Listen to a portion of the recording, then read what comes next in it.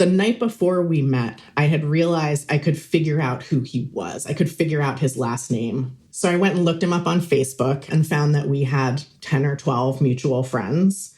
I can ask one of these friends what they know about him. And the one line that is the foreshadowing that said, he is a really great guy and he's also super elusive. And I was like, oh, cool, whatever. But I should put a pin in that. Yeah. From the Boston Globe and PRX, this is Love Letters. I'm Meredith Goldstein.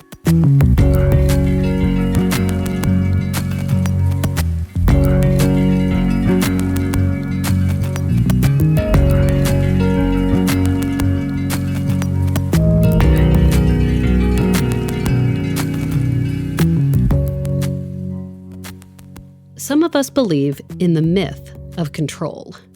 The idea is, if we make the right decisions, we have a handle on what's coming, that we can choose our path and follow it perfectly. The subject of our story today used to be one of those people. I'm Michaela Cavallero. I am 49, almost 50, and I live in Portland, Maine. When Michaela was in her 20s, she desperately wanted that stable, controllable path. Meet the guy, get married, have the baby. But life doesn't always work like that. Michaela's story is the definition of big change. 180s that brought her to New Mexico, New England, to buying a home and becoming a mom. Changes that brought joy, devastating heartbreak, and steely resilience.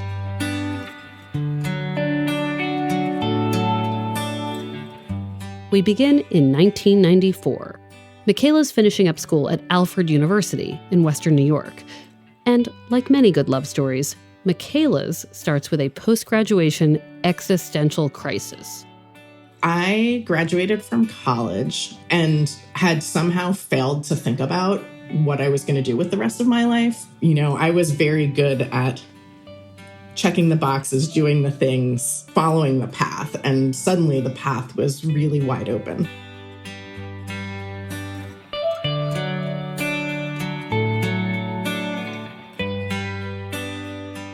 I moved back home with my parents. There's a picture of me, I think from the day that we came back from school, of me laying on their couch with all of my boxes from school surrounding me, and I put a lampshade on my head. I feel like that photo is a very good representation of where I was in that moment. Michaela knows that her small Jersey Shore town is not the place she wants to build a life in her early 20s. She starts to plot an escape by any means necessary. I very intentionally got a job at the 7-Eleven in my town, which is like the 7-Eleven on the way to the beach. Everybody goes there. The cops hang out there, you know, the whole thing, because I thought it would be mortifying and I would hate it. And so I would find some way out. That probably says a lot more about my psychology. It does. Yeah, but it worked. Between convenience store shifts, Michaela gets serious about her next steps. She starts applying for writing jobs and interviews for a proofreading gig at a local military base. But her real breakthrough comes from an unexpected place. Michaela finds a notice in her parents' church bulletin advertising a volunteer service program for recent college grads. It's called Mercy Corps. Michaela sees it and thinks, hey, this could get me out of here. So it was like a Catholic AmeriCorps, basically. They were looking for people to fill positions in Baltimore, Philly, and New Mexico. I ended up placed at a Catholic boarding school in Santa Fe, and I met Darren on the first day. She remembers this guy Darren clearly. He was wearing a t-shirt with sleeves cut off. He was a little bit muscular, and he was funny. And he just immediately caught my attention.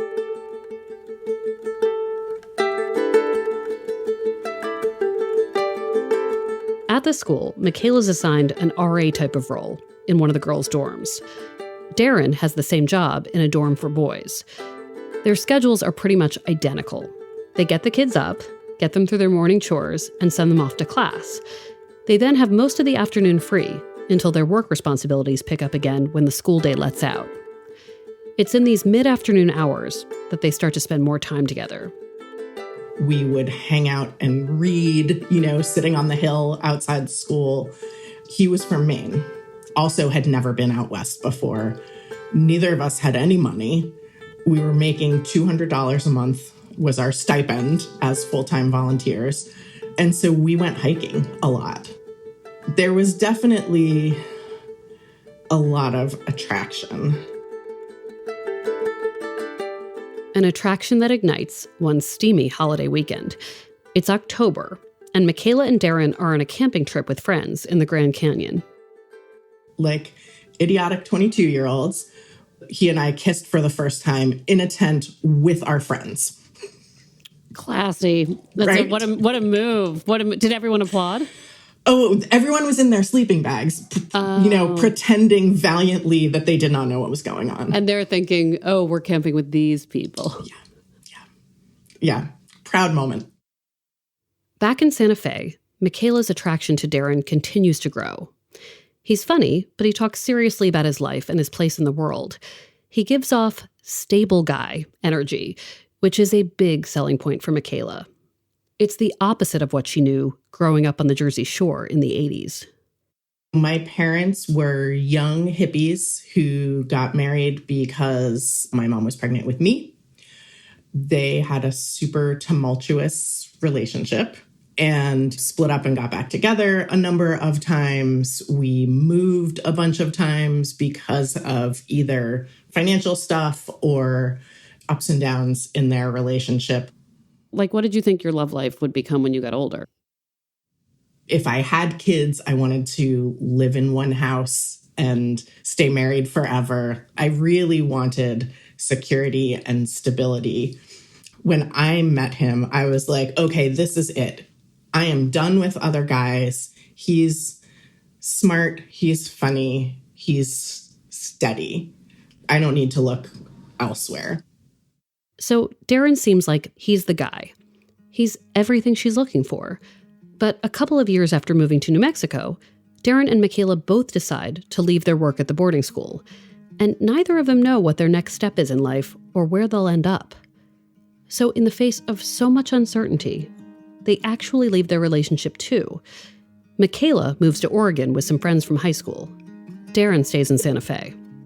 The separation doesn't last long.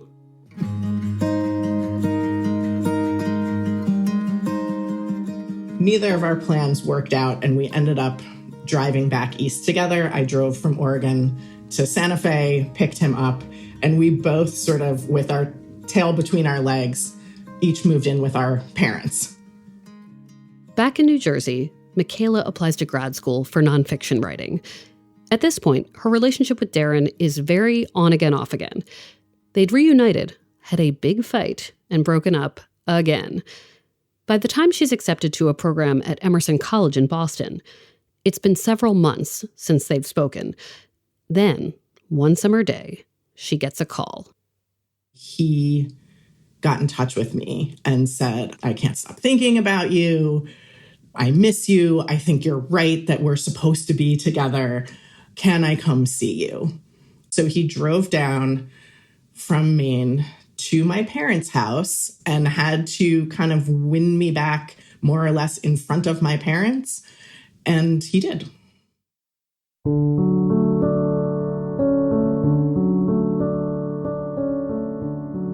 Michaela moves to Portland, Maine, the summer of 1998, as she's finishing up grad school.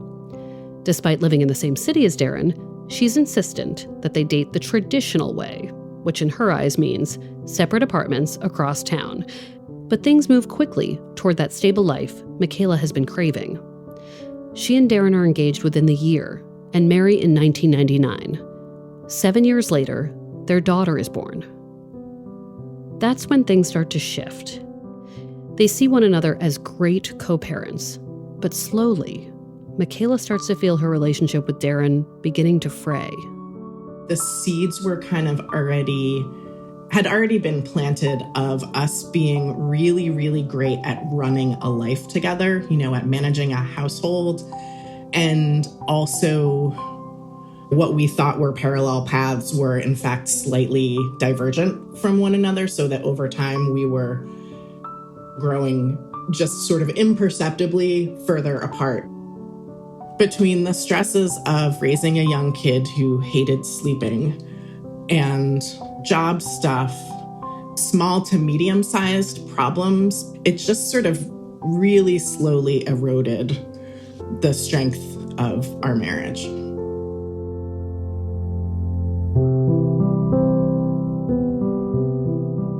Did the two of you have a moment where you said, okay, this is probably not it? How long did that take?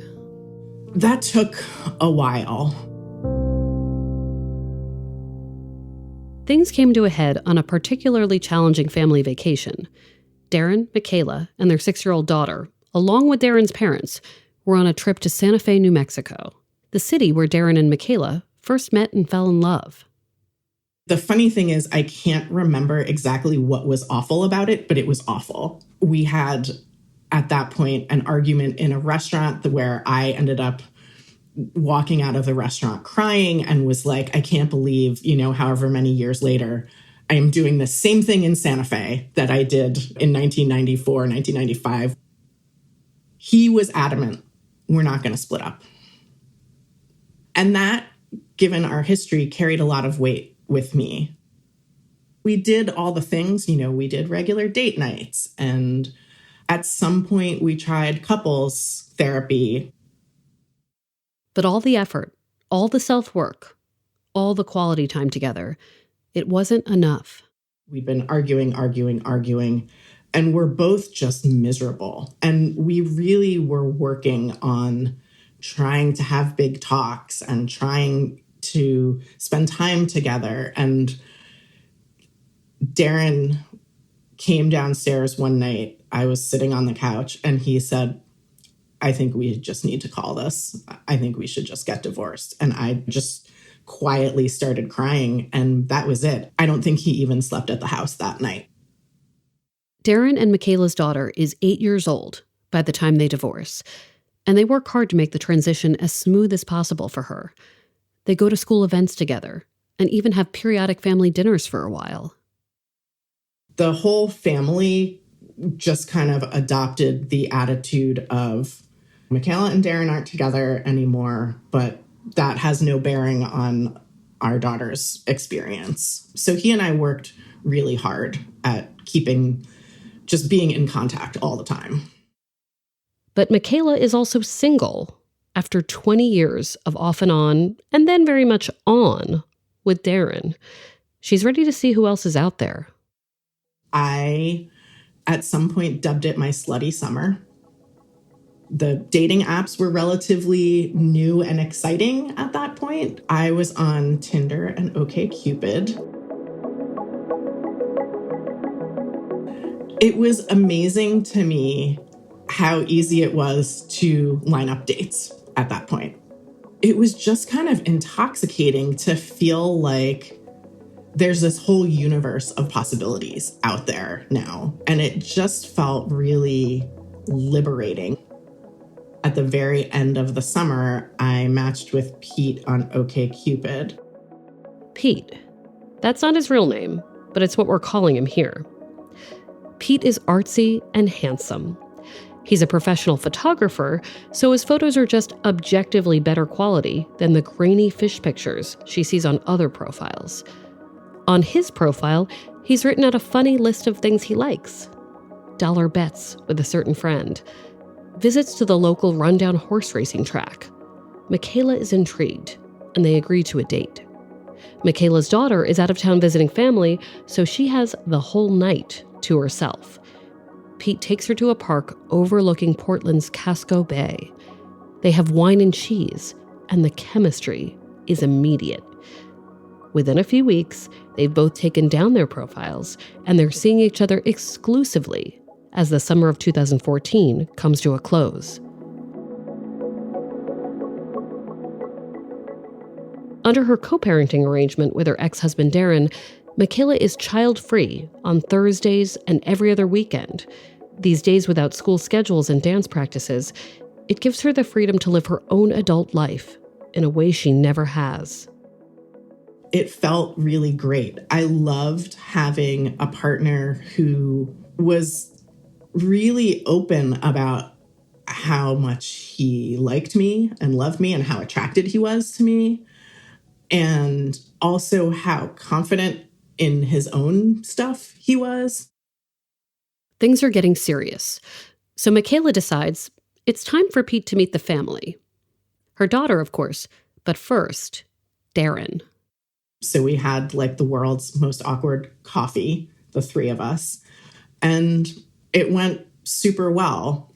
We ended up at one of my daughter's birthday parties. We did a big blended family birthday dinner where Pete came with my former in-laws and my sister and her family. And I remember my daughter saying after the party, you know, I was worried about how things were going to go with Daddy and Pete, but then I went into the kitchen and they were talking about hiking and I knew it was going to be okay. Pete's becoming an increasingly strong presence in Michaela's life and in her daughter's life, too. He spends the night sometimes and even joins them on a vacation to Acadia, where they all stay in a hotel together. Pete doesn't have his own kids, and Michaela finds that it's hard to get him completely invested in her daughter. She feels like it's really hard to be half in, half out of a kid's life. And occasionally, this causes issues. It was always difficult to get Pete to come to any of my daughter's events. I specifically remember a discussion about a handbell concert, which, you know, no one wants to go to a handbell concert. I mean, I have to tell you, I'm a little into it. I would go. Just FYI. You know, fifth grade handbells. That can be the best kind of disaster. Right. And, you know, he was just like, I don't like elementary school concerts. And I was like, yeah, that's not the point. Like, right. No one is going because they think it's going to be an aesthetic, you know, wonderland.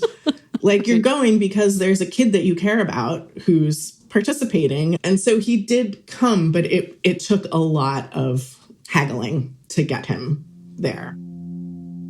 As our relationship progressed, I didn't ever want him to like live in my house or be with me all of the time, but I wanted our lives to be more integrated. And he was also becoming an important person in my daughter's life.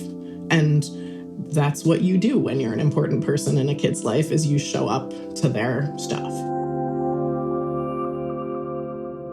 Outside of the occasional handbell-adjacent conflict, things are actually going really well for Michaela and Pete. They continue to see each other on days Michaela's daughter is with Darren and take advantage of the alone time that offers.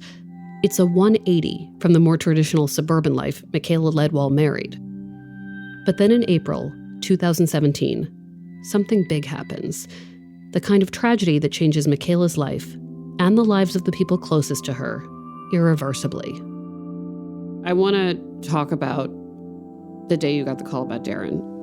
Yeah. That's after the break.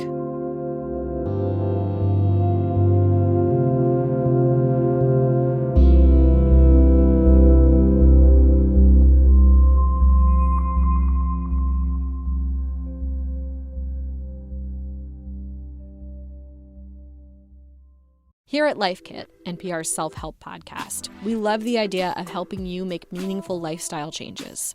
Our policy, don't be too punishing on yourself or too grand in your goals, which is why we've got shows on how to help you make little nudges to your behavior and create habits that stick. Join Life Kit to get the tools you need. Listen to the Life Kit podcast from NPR. Okay, we're back. So it's the spring of 2017. It's been about 3 years since Michaela and Darren have split up. One day, Michaela is on a hike with a group of women. After this day of hiking, went back to Pete's place. We got some takeout. After dinner, I laid down on his couch and I was reading a magazine and like put it down and closed my eyes to just doze for a little bit at 7 o'clock at night. And my phone rang and I looked at it and it was a local cell number. So I answered it, and it was an EMT who said there's been a medical emergency at Darren's house. And after he verified that I was the mother of the child involved, we need you to come here right away. And in my memory, I can hear her crying in the background of that call. I'm not 100% sure if that's accurate. That's how it felt. So we raced over. We turned down his street and see fire engines and maybe an ambulance, certainly a police car or two. I jump out, and across the street from his house, a neighbor poked their head out and said, "Your daughter's in here." And I made a beeline for that, and the EMTs grabbed me and said, "We need to talk to you." And the firefighter reached out and took my hand. And that was the moment that I knew what had happened. And they said, "We're so sorry. He died."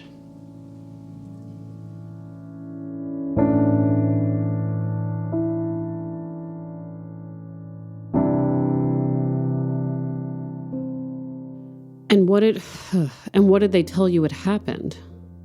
What they said immediately was, "There's no evidence of foul play. We don't know what happened to him." I remember so vividly the sound that Pete made when the EMT gave us the news. It was a sound like he had been punched in the stomach. I think he almost did, double over. The EMTs gave me a bottle of water and said, "Why don't you sit here for a minute before you go see your daughter?" And they asked me, "How do you want to handle telling her about her dad? Do you want to do it, or do you want us to do it?" And I was like, what? I don't know how to make that decision. And I remember just staring at the guy for a minute. And finally I said, "You've presumably done this before. What would you recommend?" And he said, "I would suggest that I tell her, because she's never going to see me again."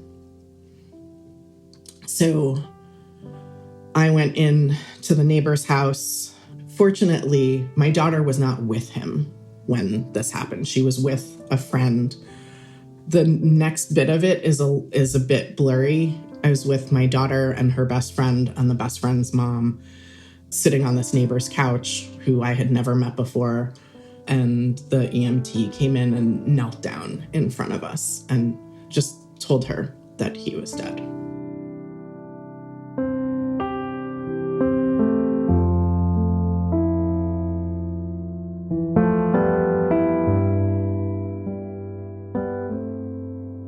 Darren's death is an unbelievable shock. They eventually learn that he died from a sudden cardiac event, but it takes more than a week to get that answer. He seemed so healthy. He had even switched careers from social work and was working as a personal trainer at the time. It didn't make any sense. Michaela collects her daughter's things from Darren's house and picks up the dog they'd shared before the divorce. On the drive home, Michaela calls and breaks the news of Darren's death to her best friend, her sister, her mom. Later that night, she has to be the one to tell Darren's parents. And that was sort of the beginning of this role that I found myself in, of being not the widow, but the mom of the kid and the ex-wife of the guy, and having to navigate that really weird and undefined space. Everything has changed for Michaela. Before the divorce, she had an in-house co-parent around the clock.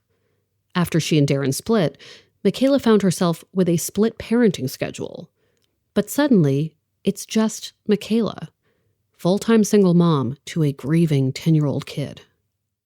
That's the part that I still struggle with today. And it's not so much the logistics of she needs shoes for the prom, or who's going to teach her how to drive, although teaching her how to drive was really not on my list of things I wanted to do.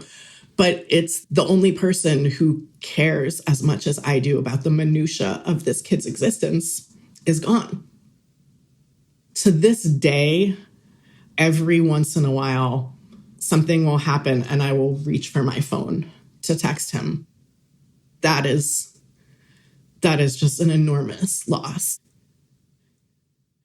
Through it all, the tears and logistics, the notifying calls, Pete is there. He helps Michaela with her daughter and errands, and he holds space for her grief. Michaela still does her best to carve out time for their relationship in the months following Darren's death, even as the tone shifts from once carefree dinners in the city to something heavier. For months, we would go to a bar. I would get halfway through my first drink and start crying. And he was not impatient with me. He was not embarrassed that I was crying in a bar. Like, he was awesome. He just really took care of me and allowed me to show up as I was in a really amazing way. As close as Pete and Michaela are, they know they don't want to live together. They both like the freedom of having their own space. But they start talking about a different arrangement. The idea is they could buy a multi-unit building. Michaela and her daughter could live in one unit, Pete in another, and they could rent out the third unit for extra income. It felt great to me that we could be together but not have to live together. But as the immediate months following Darren's death slip away, and Michaela and her daughter begin to adjust to the reality and schedule that comes with a single-parent household, the same conflicts from earlier in the relationship creep back in. It's not just about the handbell concerts anymore. It becomes increasingly clear that Pete and Michaela have very different expectations for what their lives will look like. For Michaela, her daughter is always going to be at the center. That's just not the case for Pete, who has intentionally chosen a very independent life, free of the responsibilities of marriage and parenthood. Things kind of start to fray more directly, more openly. He pulled back a lot, and we started having arguments more often. And at the same time, we were actively making plans together. This all comes to a head when Pete, Michaela, and her daughter take a trip to Southern California.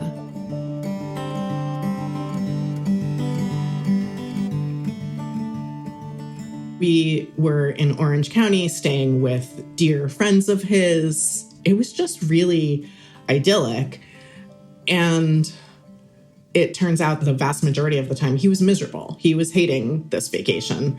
He didn't tell me about this until months later and said, I never want to do a vacation like that again. That's not how I like to vacation. And it was, again, the inclusion of a child's priorities was the problem for him. One concrete thing he said to me about what he didn't enjoy about it was that, I like to be able to be out walking around and somewhere and then stop into a bar whenever I want. I do want to jump in here and say that as an intentionally child-free person, as an advice columnist, and as someone who loves to have vacations where I can pop into any random bar whenever I want, I understand Pete's desire to do his own thing on his own terms. But at the same time, in partnering with a single parent, it feels like a compromise is part of the deal. You have to know that. Michaela and Pete are back in Portland in the summer of 2019 when Pete finally hits his limit. He and I go out for dinner, just the two of us in our neighborhood. We're having an unmemorable dinner. And at some point I said, so do you want to stay over tonight? And he said, no. I don't know why you keep asking me about this. And to back up a little bit, since I had become a fully single parent, the opportunities for us to spend time together meant now that he needed to come to me much more often. I did not want him in my house all of the time, but like once or twice a week to stay over and then get up and make breakfast with us. My daughter and I both really enjoyed that. And a lot of the time, it was hard to get him to agree. And so his reaction in that moment just really pissed me off. We walked out of the restaurant, and normally to get home, we would walk together, and then he would walk to my house, and then we would say goodbye, and then he would continue on to his house. And as we were walking out, I said, so I can't convince you to stay over and you don't want to talk about it? And he said, nope. And I was just like, okay. I peeled off a block early and basically walked down a parallel block so that I didn't have to walk next to him. Michaela is tired of having the same argument with Pete and wishes he would just buy into the relationship all the way, as she envisions it. She gives herself 24 hours to cool off. Then she sends Pete a text. After all, they've had this fight before, and they always work it out. She tells him, I'm dropping off my daughter at dance practice tomorrow morning. Why don't we go on a walk and hash this out? He said something to the effect of, no, I'm not up for that, which was unusual at that point, to be 24 hours out from what felt like an annoying but pretty standard argument. Michaela texts him again the next day. Can we please talk this out? He doesn't answer.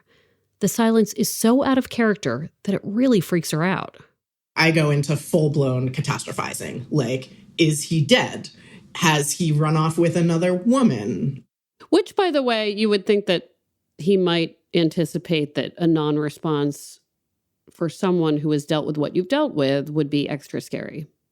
Right, because that was precisely the interaction that led to Darren's death being discovered, was him stopping responding to texts. Michaela sends one more text. She tells him, I'm coming over. I'm worried about you. And when I get to the door, I can see through the glass that there's a pot on the stove with fire under it. And I was like, okay, so apparently he's alive, or at least was alive in the last 10 minutes. So I knock on the door. There's no response. I put my key in the door and I start to turn the knob, and he comes like racing out of his office into the kitchen and yells at me, you have no right to be here. What are you doing? And I turned around and walked home sobbing. And that was pretty much it.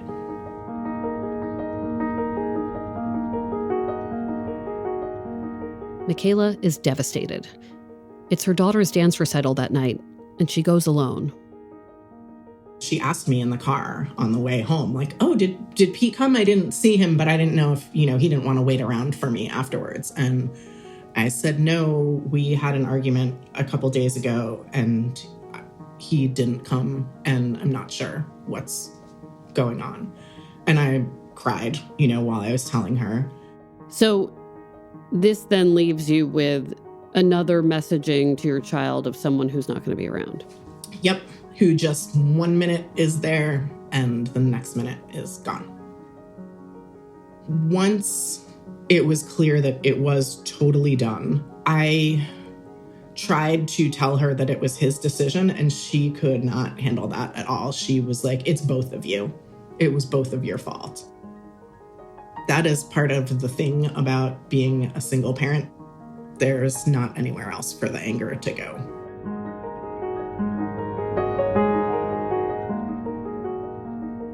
A few days after the breakup, Michaela sends an email to Pete. She's still angry, and she feels like, after almost 5 years together, she didn't get the closure she deserves. He responds and says, okay, let's meet. They talk for about 10 minutes, and he tells her she deserves more than he can give her, that he doesn't have it in him to be a family guy. After missing the recital, Pete does eventually reach out to Michaela's daughter, and for a while there, they'd get hot chocolate together every now and then. But Michaela, she's done. She focuses on her daughter and her work as a writer and editor. She's building their life on her own. I ended up buying a 2-unit on my own a couple months later. And it turns out that it doesn't really matter that I'm not super handy, although I have replaced a toilet valve on my own. Michaela's daughter is now 16. They live in Michaela's dream multi-unit, which they moved into right before the pandemic hit. She has indeed taught her daughter how to drive, and the prom shoes, the dress, even the corsage have all been purchased. Since her breakup with Pete, Michaela's dated some, but she says it feels really different this time. That post-divorce slutty summer, it feels very far away. My attitude about dating has changed a lot. I was finding that I was being like irritable and snappish on dates. And I was like, oh, perhaps I'm angry that I have to even be here in the first place. So I've taken some breaks from dating, talked a lot to my therapist, and tried to untangle like what is just like, oh God, dating in your late 40s really sucks versus my own shit that I need to work through in order to be open to a person. She's also much more aware of risk and safety. She has her daughter to think about in a way she didn't have to when Darren was alive. It's very clear in my head that I am the only parent my kid has. And so it's not like I was thinking before, like, oh, she has two parents. If something happens to me, everything will be fine. It's just that it never even occurred to me to have that thought. Whereas now I think about my responsibility and my desire to do as much as I possibly can to keep further shitty things from happening to my kid. After 2 serious relationships, both of which ended in heartbreak, Michaela has a clear vision of what she's looking for in a partner. Someone kind, someone present. I want a person who can be a full partner. That does not mean I want them to be like all up in my business every minute of every day, but I want someone who appreciates me for all of me, including the part that is a parent. What advice do you have for us about coping with these big twists and turns that you might not see coming? Since Darren's death and then the breakup, I have tried to prioritize making some space for myself to just do what I want to do. Like last August or September at the beginning of the school year, my daughter had a school overnight for a couple nights. And I was like, oh, cool, I could stay home and like clean the house and, do all. And then I was like, no. How about I go up the coast for a couple nights and just have no agenda? Taking opportunities to do things that I want to do and not sitting around and waiting for there to be someone else to do them with me. It's hard and it's also so, so good and so restorative. Thanks so much, Michaela. Thanks.